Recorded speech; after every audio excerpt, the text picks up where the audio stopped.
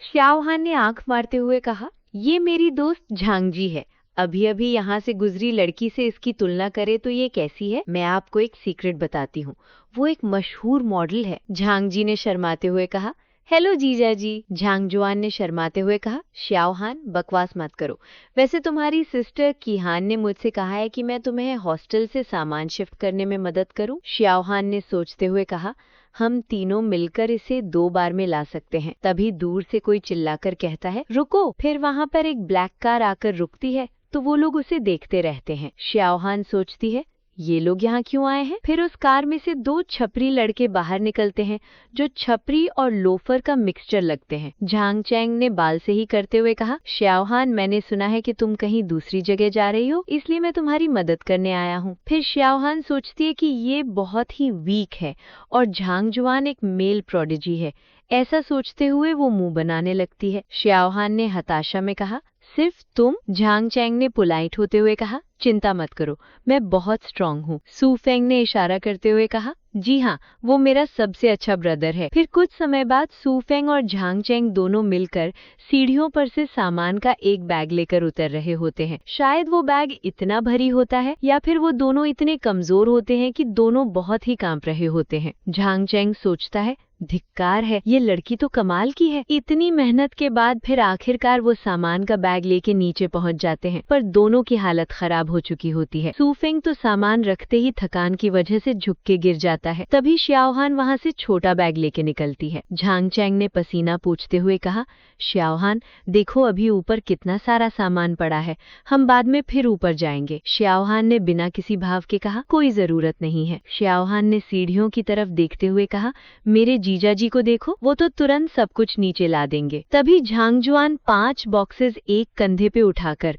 और दूसरे हाथ में एक बैग लेके नीचे आता है, जिसे देख के झांग चैंग बहुत ही ज्यादा चौंक जाता है। झांग चैंग सोचता है, धत तेरी की। कुछ पल बाद सामान पहुंच जाने पर श्याओहान ने चमकती आंखों से तारीफ करते हुए कहा, वाह जीजा जी, आप तो इसे एक ही बार में आसानी से कर सकते हैं। झांग जी ने बैग के सहारे आगे झुककर कहा, जी हाँ जीजा जी, आप सचमुच एक मर्द हैं, उस लड़की जैसे झांग चैंग से कहीं बेहतर हैं। झांगजुआन ने बात को टालते हुए कहा, अरे वो अभी भी छोटे हैं। तभी झांग चैंग दीवार के पीछे से ये सब सुनकर दुखी और गुस्सा हो रहा होता है। झांग चैंग सोचता है, धिक्कार है इस मुझ पर, क्या मैं थोड़ा और मजबूत नहीं हो सकता जिससे कोई मुझसे मेरी प्रसिद्धि ना छीन ले? नहीं नहीं, मुझे वापस अच्छा बनने का रास्ता ढूंढना ही होगा। इतना सोचकर वो मुस्कुराते हुए खुद की तरफ इशारा करते हुए उन लोगों के पास जाने लगता है। झांग चैंग ने मुस्कुराते हुए कहा, अब जबकि सामान पहुंचाने का काम पूरा हो चुका है, अभी भी समय है,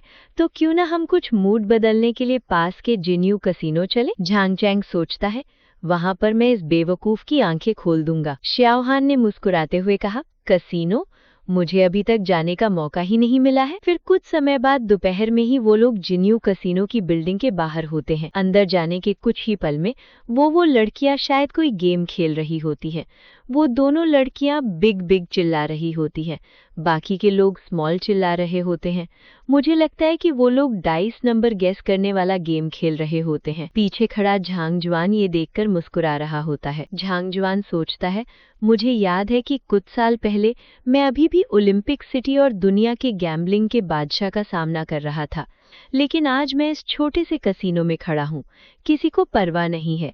ये बिल्कुल इसी स्थिति जैसा है। तभी झांग चैंग सिगार पीता हुआ झांगजुआन के पास आता है। झांग चैंग ने धुआं उड़ाते हुए कहा, इस बारे में क्या ख्याल है, हम साथ में क्यों नहीं खेलते? झांगजुआन ने हाथ से इशारा करते हुए कहा, अरे कोई जरूरत नहीं है, इस जगह पर जुआ खेलना मतलब कि 10 दांव में 9 धोखे, तो नो थैंक्स। सू फेंग ने ताना देते हुए कहा, ब्रदर चैंग, इस उदास चेहरे को देखो और इसके कपड़ों की कीमत 100 युआन से भी कम है, ये कैसे खेल सकता है? इसके पास सिर्फ शारीरिक बल है, भला ये अपनी मेहनत से कमाए पैसे बाहर खर्च करने को कैसे तैयार होगा? झांग चैंग ने हंसते हुए कहा, आखिरकार हर किसी का अपना अपना एम्बिशंस होता है। ये बातें श्याओहान सुन लेती है तो वो गेम खेलते हुए ही पीछे देखने लगती है। श्याओहान ने कहा, यहाँ पर फालतू की बातें मत करो, मेरे जीजाजी को इस तरह के मौके बिल्कुल पसंद नहीं है। जीजाजी गुस्सा मत कीजिए, उनकी बातों का कोई खास महत्व नहीं है। झांगजुआन ने मुस्कुराते हुए कहा, कोई बात नहीं, यंग और विगरस समझ में आता है। तभी झांग चैंग ने झांग जुआन को सिगार दिखाते हुए कहा, तुम एल्डर दिखने का प्रिटेंड क्यों करते हो? अगर श्याओहान हमारे साथ ना होती तो आपको इस जगह पर आकर अपनी आंखें खोलकर दुनिया देखने का मौका ही न मिलता। ये सुनकर श्याओहान फिर से गुस्से में लड़ाई के लिए तैयार हो जाती है। श्याओहान ने कहा, क्या तुमने कुछ बोला? मेरे जीजाजी को तुम्हारी कोई परवाह नहीं है, इसे इतना बड़ा मुद्दा मत बनाओ। तभी झांगजुआन मुस्कुराते हुए श्याओहान की तरफ देखते हुए सोचता है, इस छोटी लड़की का दिल बहुत साफ है। फिर झांग चैंग और सू फेंग दोनों ही वहाँ से जाने लगते हैं। झांग चैंग मुंह में सिगार दबा के चलते हुए कहता है, लेट्स गो। तभी चलते हुए सू फेंग किसी औरत के सीने से जोर से टकरा जाता है, जिसे देख के एक पल के लिए दिल की धड़कन तेज हो जाती है, लेकिन टकराने के कारण सू फेंग के मुंह पे लगने से खून निकल जाता है। सू फेंग ने चिल्लाकर कहा, आंटी, क्या तुम्हारी आंखें नहीं है? उस बदसूरत मोटी औरत ने कहा, क्या तुम लोग ऐसे ही बात करते हो? तुमने ही मुझे मारा था और फिर भी इतनी बदतमीजी से बात कर रहे हो। सू फेंग ने एटीट्यूड दिखाकर पीछे झांग चैंग की तरफ इशारा करते हुए कहा, क्या तुम्हें भी चाहिए कि मैं तुमसे माफी मांगू? मैं आपको बता दूं, मेरा दोस्त आओबा क्लब से है। सू फेंग ने एटीट्यूड में मुस्कुराते हुए कहा, ये यिंजू शहर की एक प्रसिद्ध ऑर्गेनाइजेशन है। ये सुनकर झांगजुआन सोचता है, अरे ये तो फिर से आओबा ऑर्गेनाइजेशन है। आज का अपना सफर यहीं तक का था। अब फिर मिलेंगे नेक्स्ट एपिसोड के साथ। Thanks for watching our videos. Please like and subscribe guys.